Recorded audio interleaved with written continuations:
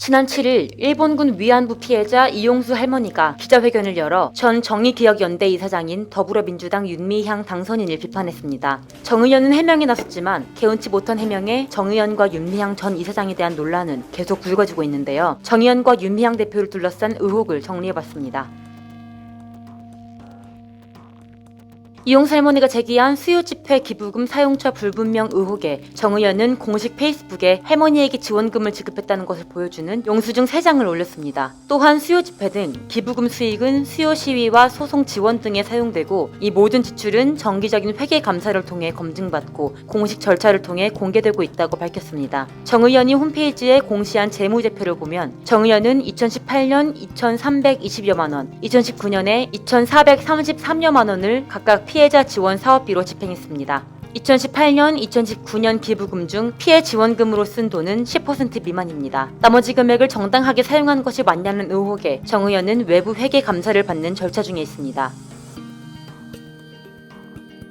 한국정신대문제대책협의회는 2012년 8월 현대중공업으로부터 일본군 위안부 피해자 쉼터 마련을 위한 기부금 10억을 지원받았습니다. 예산을 만족하는 건물이 없다는 이유로 서울이 아닌 안성에 쉼터를 짓게 되었다고 정 의원은 주장합니다. 안성 쉼터를 7억 5천만 원에 매입했는데 절반인 4억 2천만 원에 매각한 이유에 대해선 건물 가치가 하락하고 주변 부동산 가격이 변했다. 빨리 매도를 해야 했기에 어쩔 수 없었다고 해명했습니다. 하지만 주변 부동산 업자들에 따르면 안성 쉼터의 가치 하락 요인이 없다고 합니다. 안성 쉼터를 더불어민주당 이규민 당선인에게 소개받은 부분에 대해선 쉼터 부지를 찾아 고심하자 남편이 자신의 친구인 더불어민주당 이 당선인에게 부탁한 것이라고 윤 당선인은 해명했습니다. 할머니들의 휴식 공간으로 만든 안성 쉼터가 2015년 위안부 피해자 프로그램 실적이 거의 없어 사회복지공동모금회로부터 경고 조치를 받고 부실한 회계로 최저 등급을 받았다는 사실이 추가로 드러나면서 안성 쉼터에 대한 논란이 커지고 있습니다. 윤 당선인은 지난달 한 언론 인터뷰에서 딸이 1년 동안 미국 대학 전액 장학금을 받으며 다녔다고 얘기했습니다. 하지만 윤 당선인의 딸이 다니는 UCLA는 미국 시민권자나 영주권자가 아닌 학부생에게는 장학금이나 재정 지원을 하지 않는다는 사실이 뒤늦게 드러나자 윤 당선인 딸의 미국 유학 자금이 어디서 왔는가에 대한 논란이 일었습니다. 그러자 윤 당선인은 간첩 조작 사건에 대한 국가 배상금으로 유학 비용을 충당했다고 해명했습니다. 하지만 배상금을 받은 건 2018년이고 딸의 유학은 2016년이어서 시기가 맞지 않는다는 지적이 일자 윤 당선인은 또다시 2018년 이후부터 배상금을 충당했고 그 전은 딸이 UCLA에 진학하기 전 시카고 대학교에서 전액 장학금을 받은 것이라고 해명을 번복했습니다. 윤 당선인은 2012년 2억 원대 아파트를 구입할 때 기존에 살던 아파트를 팔아 경매로 낙찰받은 아파트를 샀다고 했지만 경매로 새 아파트를 취득한 이후에야 기존 아파트를 팔았다는 사실이 드러나면서 아파트 구입 자금을 둘러싼 의혹이 불거졌습니다. 윤 당선인은 오래된 일이라 기억착오했다며 아파트를 경매로 낙찰받은 후 적금을 깨서 구입 자금을 충당했다고 해명했습니다.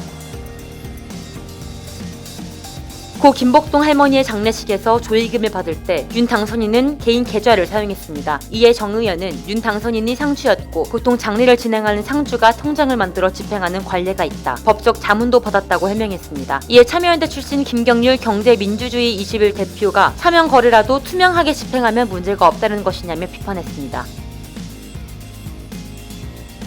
윤 당선인이 개인 계좌를 사용한 것은 김복동 할머니의 장례식이 처음이 아니었습니다. 윤 당선인은 2014년 4월 베트남 전 한국군 민간인 학살 책임사업인 우물파주기 프로젝트 기부금도 본인 명의 계좌로 받았던 걸로 드러났습니다. 윤 당선인은 2015년 12월 자신의 페이스북에 1,200만 원을 베트남 측에 전달했다고 글을 올렸지만 모금액 계산 결과 총액은 1,757만 원이었습니다. 차액 쓰임은 밝혀지지 않았습니다. 이후 베트남을 위한 또 다른 모금 때는 정대엽 명의의 다른 계좌가 올라왔습니다. 윤 당선인이 모금을 받았던 명의의 계좌는 현재 계좌가 중지되어 있는 상태로 모금액 중에는 김복동 할머니와 길원옥 할머니가 기부한 140여만 원도 포함되어 있는 것으로 알려졌습니다. 이 외에도 김복동 장학금 지급 대상 부정 선별 논란, 윤 당선인 남편에게 정대협의 일감 몰아주기 논란 등이 정 의원과 윤미향 당선인을 둘러싸고 존재합니다. 윤 당선인과 정 의원은 일감 몰아주기와 회계적 실수 등 몇몇 사항에 대해서는 잘못을 인정했지만 일본군 위안부 피해자 할머니들 앞에서 떳떳하다는 입장을 고수하고 있습니다.